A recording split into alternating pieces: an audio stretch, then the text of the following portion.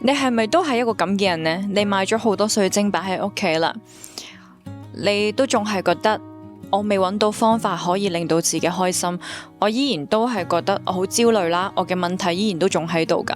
點樣可以喺5秒鐘之內呢，去令到自己一個好炸裂瘋狂嘅大腦變成一個重新啟活嘅系統呢？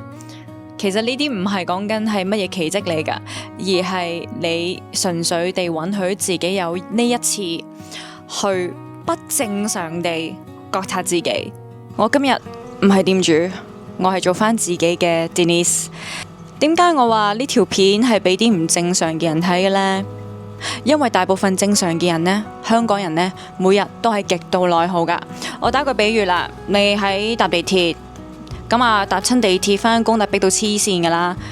咁啊有一個人就突然間呢就好急性子啦，撞一撞你膊頭。咁正常人嘅反應係咩啊？鬧柒佢咯。嗱，呢個係外耗嘅人喎。咁內耗嘅人係咩啊？咪屈住咯，鬧又唔敢鬧。咁啊，可能翻到屋企先呻啦，又或者係 WhatsApp 先呻咯。咁如果係一個唔正常嘅人啊，佢會選擇咩做法呢？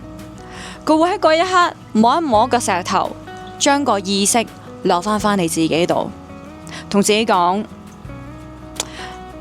呢個人唔值得破壞我今晚嘅心情。喺呢幾秒剎那間，你選擇咗你唔會做任何人嘅精神奴隸。我再講多一個好黑仔嘅例子啦。咁我打個比喻啦，如果你今日約咗去見下，你特登化痕妝啊，做得好靚嘅見你嘅大客人，殊不知呢，你出到門口嘅時候冇耐啦，你過馬路嗰架車淺過，成扎地下嗰啲個灘水呢，濺咗你成件衫都係嘅。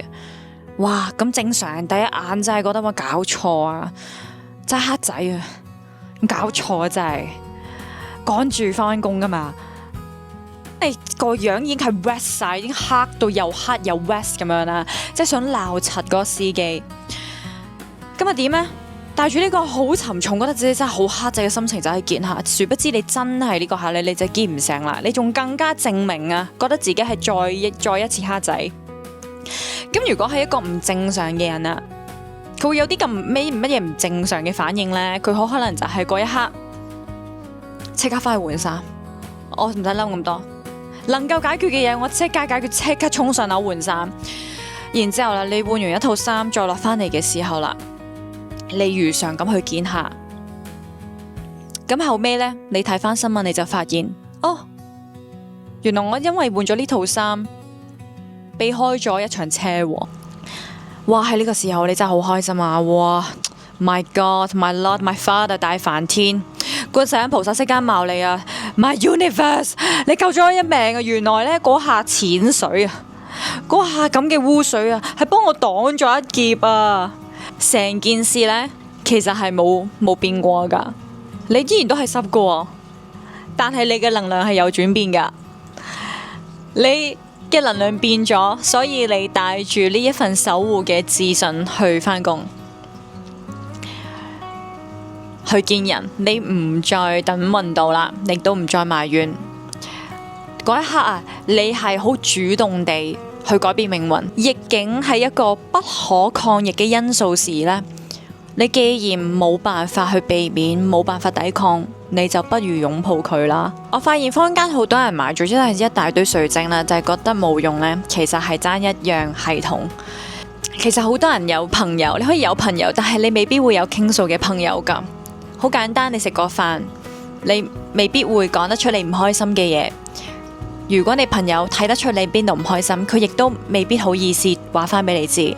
所以石頭係你生活每一日裏邊最佳嘅戰友，佢可以睇到，因為水晶係真係有記憶噶嘛，佢可以睇到噶。